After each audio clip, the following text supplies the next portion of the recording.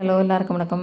இன்றைக்கி நம்ம வைத்தியராஜாரம் சேனலில் ரொம்ப பாரம்பரியமான பாட்டி காலத்து கருவேப்பிலை குழம்பு எப்படி பண்ணுறதுன்னு பார்க்க போகிறோம். இந்த மாடர்ன் டைம்ஸில் குழந்தைலேருந்து பெரியவா வரைக்கும் அடிக்கடி வெளியில் சாப்பிட்றதுனால நமக்கு நிறைய டைஜஸ்டிவ் ப்ராப்ளம்லாம் வருது, ஹெல்த் இஷ்யூஸ் வருது, தலைமுடி கொட்டுறது, இதெல்லாம் இல்லாமல் இருக்கணும்னா இந்த கருவேப்பிலை குழம்பை அட்லீஸ்ட் 15 டேஸ்க்கு ஒரு தடவை எல்லோரும் பண்ணி சாப்பிட்டு பாருங்க. உங்களுக்கே தெரியும் அதோட எஃபெக்ட் என்னென்னு.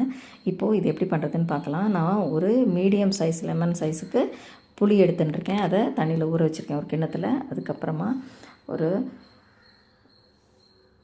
சின்ன துண்டு பெருங்காயம் எடுத்துட்டுருக்கேன். என்கிட்ட கட்டி பெருங்காயம் இருக்கிறதுனால கட்டி பெருங்காயம் தான் எடுத்துட்டுருக்கேன். உங்கள்கிட்ட தூள் இருந்தால் அதுக்கப்புறமா நம்ம தாளித்து கொட்டும்போது சேர்த்துக்கலாம். இப்போ போட வேண்டாம். இப்போ அடுப்பில் வானலி வச்சு ஒரு டேபிள் ஸ்பூன் நல்லெண்ணெய் விட்டு அதில் முதல்ல பெருங்காயத்தை பொரித்து எடுத்துக்கிறேன்.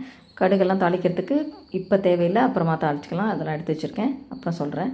இப்போது இந்த பெருங்காயம் பொரிஞ்சு எடுத்து வச்சாச்சு. அதுக்கப்புறம் 2 டேபிள் ஸ்பூன் கடலைப்பருப்பு எடுத்துருக்கேன். அதை இதில் போட்டு ஒரு 70% செவந்ததுக்கப்புறமா இந்த மிளகா ஒரு 8 எடுத்து வச்சுருக்கேன், காஞ்ச மிளகா, அதை போடுறேன். போட்டு அதையும் நல்லா வறுத்துக்கணும். ஒரு 90% செவந்ததுக்கப்புறமா மிளகு நான் ஒரு 2 டேபிள் ஸ்பூன் எடுத்து வச்சுருக்கேன், அதையும் போடுறேன். அது முதலே சேர்த்தா கசப்பு வந்துடும், அதனால் கடைசியில் சேர்த்து எல்லாத்தையும் செவக்க வறுத்து எடுத்து ஒரு தட்டில் மாற்றிட்டேன்.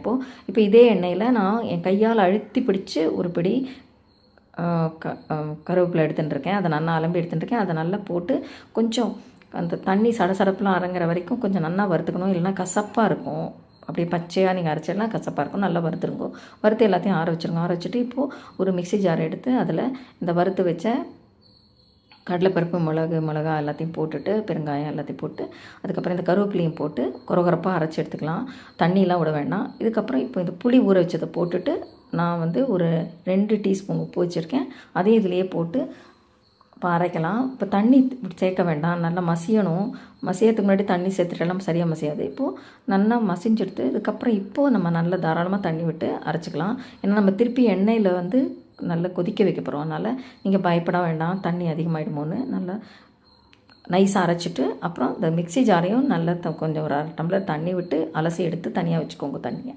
இப்போது ஒரு வானலை அடுப்பில் வச்சு ஒரு 3 டேபிள் ஸ்பூன் பாருங்கள், நிறைய எண்ணெய் விட்டுருக்கேன். இதுக்கு எண்ணெய் நிறையா தேவை, நல்ல எண்ணெய் விட்டுருக்கேன். விட்டுட்டு இப்போது இந்த கடுகு ஒரு டீஸ்பூன் போட்டு அதை வெடித்ததுக்கப்புறமா இந்த அரைச்சி வச்ச விழுதை போடுறேன். போட்டு கொஞ்சம் மீடியம் ஃப்ளேமில் வச்சு நல்லா பொறுமையாக கொதிக்க விடுங்கோ.